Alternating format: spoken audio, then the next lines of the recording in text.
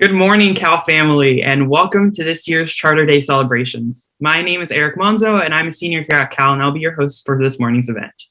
Today, we celebrate the 153rd anniversary of our University of California. I'm excited to be kicking off this event in the virtual world, and one in which we can welcome people from Berkeley community all over the world to celebrate the university's history.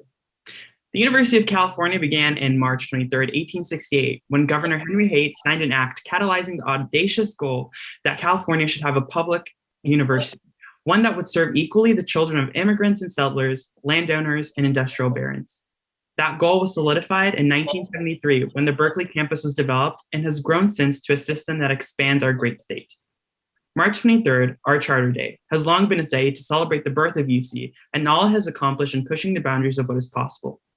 The first formal Charter Day was hosted in 1892 when Charles Eliot, president of Harvard, served as a keynote speaker. And since then, we've had many come to speak about this special place that is the University of California. We hope today serves as a reminder of all the people who have come before us and push us forward to look into the future of the University of California.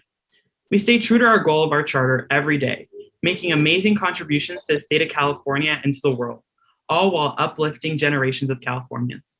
In one way or another, we're all part of this history that spans generations. Now, to celebrate our generations of Golden Bears, please enjoy our virtual class processional, a showcase of the symbols of graduating classes of years past.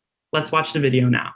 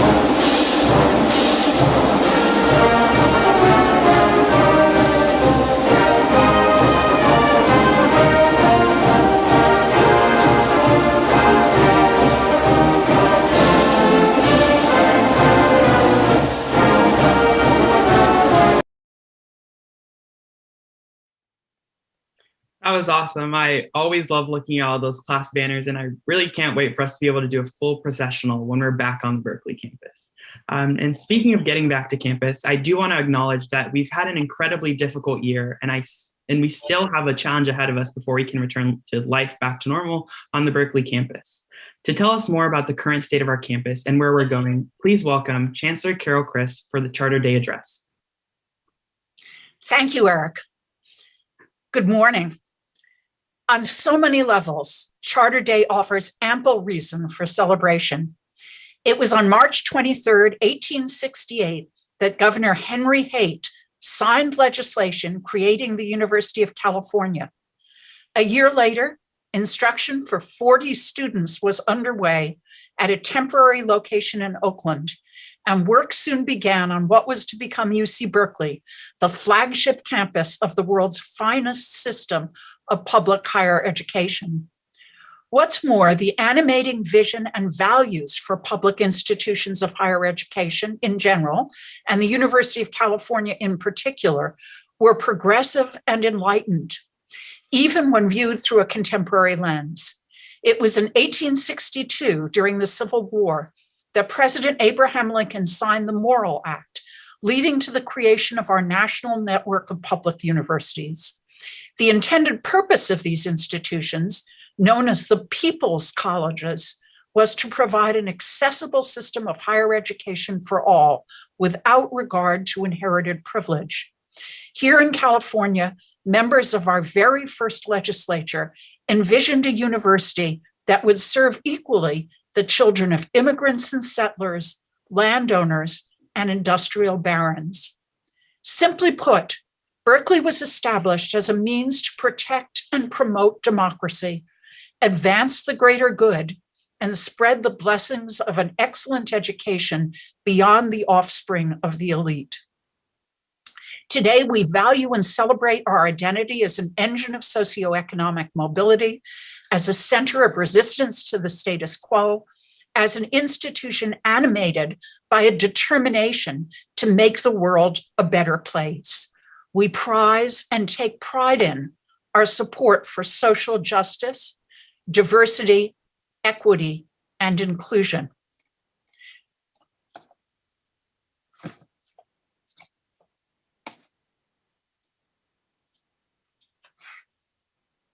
Yet we cannot fully and authentically inhabit that institutional identity.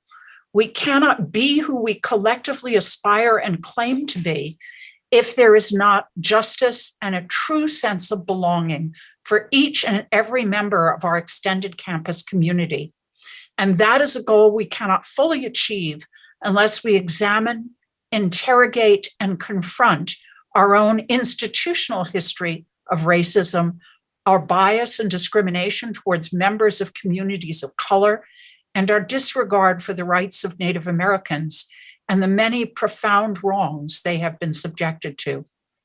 It was just over a week ago that we marked the 1-year anniversary since we as a campus community responded to the perils posed by COVID-19 by closing down all but the most essential in-person activities.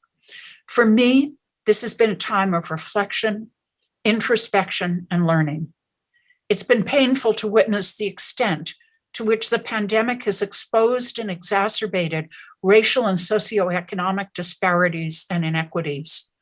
Like so many of you, I was appalled and outraged by the killings that took the lives of George Floyd, Ahmaud Arbery, and Breonna Taylor. While these are among the names and despicable incidents that dominated national news and discourse, they are not by any means isolated, nor is the racism that underlies them. This collision of crises offers us more than reason for reflection. We have also before us, I believe, opportunities for reckoning and reconciliation. And if we do not squander them, this can also be a time of renewal and repair for our campus, state, and country. As I consider what our university's future can and should look like as we begin to emerge from the pandemic's constraints and challenges, I've realized that charting a course for where we want to go depends on our ability to understand and learn where we have been. And that is as true for the last 12 months as it is for the last 153 years. There can be no doubt that the composition and conceptualization of the public we were originally chartered to serve has dramatically changed. In 1870, there were some 560,000 people living in California, and 90% of them were white. If our charter rested on an expansive notion of equal access and opportunity for all, our reality was far more constrained. The members of our first graduating class, the class of 1873, were known as the 12 Apostles, 12 men, all white. In fact, it would be another 32 years until Charles Edward Carpenter became the first Black person to graduate from Berkeley in 1905. In 1924, we named a campus building in honor of the brothers Joseph and John LeConte, the latter a former president of the university, both the owners of slaves. And it was not until 1852 that we provided tenure to David Blackwell, the first Black member of our faculty to achieve that status. For years, we've been in denial when it comes to our relationship with the indigenous people of California. Recent research suggests that by 1878, the university knew that land upon which we sit had once been occupied by members of the Ohlone tribe, and there's evidence that our faculty club was built atop the site of one of their villages. We have held for far too long in the Hearst Museum Native American ancestral remains and belongings that are not rightfully ours. As I reflected on and researched Berkeley's historical record of interactions and relationships with California's array of ethnic and racial communities, I was struck not only by what I discovered, but also by what I did not. Despite our state's checkered and troubled past with members of all marginalized communities, there's little in the way of historical records and writings that delve into our university's history with members of these communities. I hope that this absence of knowledge and acknowledgement will be addressed as we continue our efforts to right the wrongs of the past. These are but a few examples of the difficult truths we must accept and interrogate, for there is no other path to repair and reconciliation. We no longer serve a state that is overwhelmingly white. In fact, our state is diverse to the extent that no race or ethnic group constitutes a majority of California's population. And that is a gift, a blessing for a world-class university. For I believe that Berkeley's excellence depends on diversity of thought and perspective, both of which are the result of and profoundly enhanced by the diversity of our campus community. I am pleased that we're making progress to fully align our deeds with our words and our institutional identity.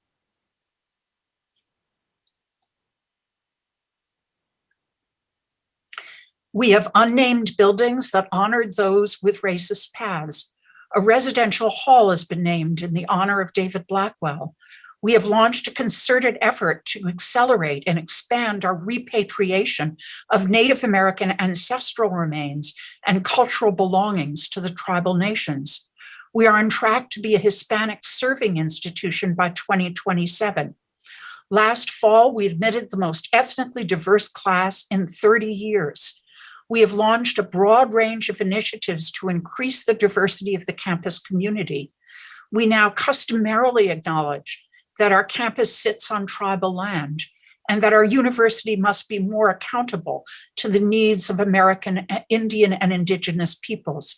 These are all steps in the right direction, but there is more, much more to do if we wish to serve the incredibly diverse and dynamic California public of 2021, if we want to ensure that every member of our community feels a true sense of belonging. While the latest survey of students, staff, and faculty show a strong majority in agreement that diversity, equity, and inclusion are values promoted at Berkeley, perceptions of the campus climate were far from uniformly positive. 25% of our friends and colleagues from marginalized groups reported that they regularly experience exclusionary behaviors. That cannot stand. We must provide equity of experience for all. These values were front and center last spring as we responded to the pandemic with plans that were developed and implemented through an equity lens. We were determined to provide equity of experience for all, to offer care, support, and compassion for those in need. And it is because of that approach, not despite it, that Berkeley is weathering this unprecedented storm while upholding our commitment to minimize job losses, ensuring broad adherence to essential public health guidelines, and experiencing a renewed appreciation for our collective and individual resilience. While we still face extraordinary budgetary challenges, our university remains strong.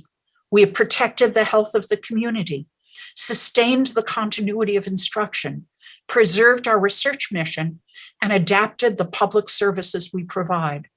I have been in awe of our staff, who have gone above and beyond to sustain and support the excellence and scope of our academic programs, as well as the services we offer to help support students' academic success and well-being.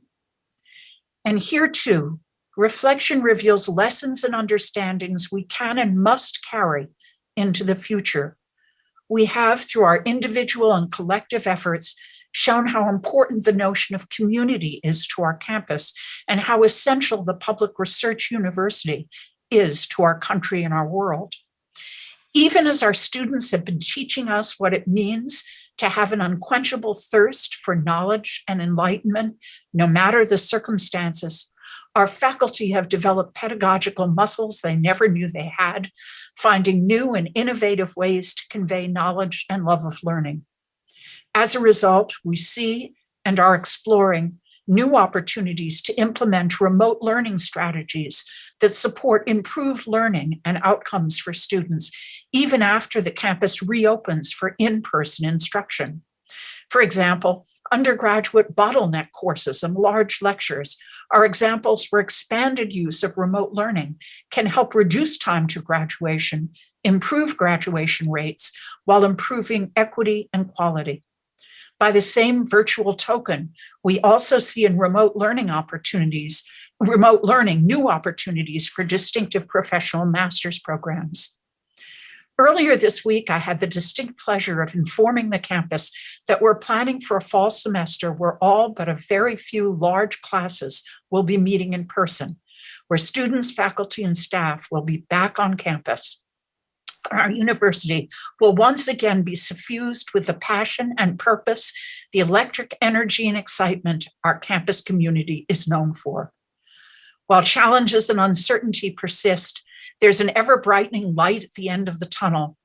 I believe that through our reflection on the past, we shall emerge stronger, wiser, and far more appreciative of those things, large and small, that we once took for granted. I know that we can celebrate this Charter Day and at the same time open our hearts and minds to an honest examination of our personal and institutional past, to reflection on the historical and present day gaps between our words and deeds, between our stated values and the lived experiences of our friends, classmates, and colleagues. For my part, I have renewed gratitude for the ties that bond us together and the role our university plays in our society and our lives. I believe that Berkeley and all of you are uniquely equipped to meet the demands and opportunities of these times. And I know there's no place I would rather be, physically or virtually. And so I say, fiat lux and go Bears. Thank you so much, Chancellor. It's always great to hear about where we've been as an institution, what we're doing now to bring in the next chapter of Council Street. But thank you. And now for my favorite performers on campus, please join me in welcoming the amazing University of California Marching Band. Let's roll the tape.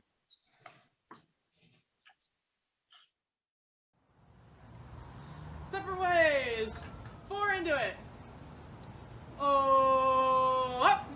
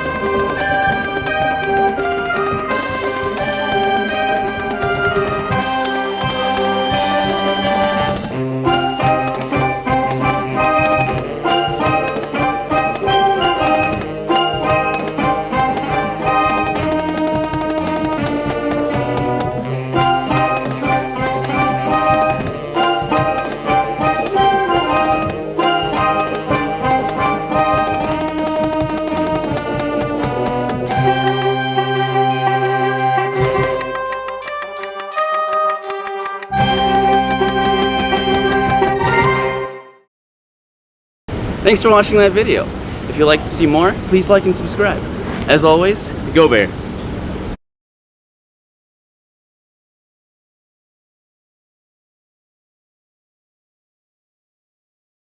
Thank you so much, Cal Band. Amazing as always. And from home, will you please join me in a Cal Band Great on 3? 1, 2, 3. Cal Band Great. Awesome. With that, I would like to thank you all for attending today's Charter Day celebration to mark the founding of our wonderful university. It was great to be able to share this celebration of our proud history and legacy with all of you. And Berkeley just wouldn't be the place it is without the support of amazing Golden Bears like y'all at home. Again, happy birthday, Berkeley. Have a great rest of your day. Remember to mask up. And as always, Fiat Lux and go Bears!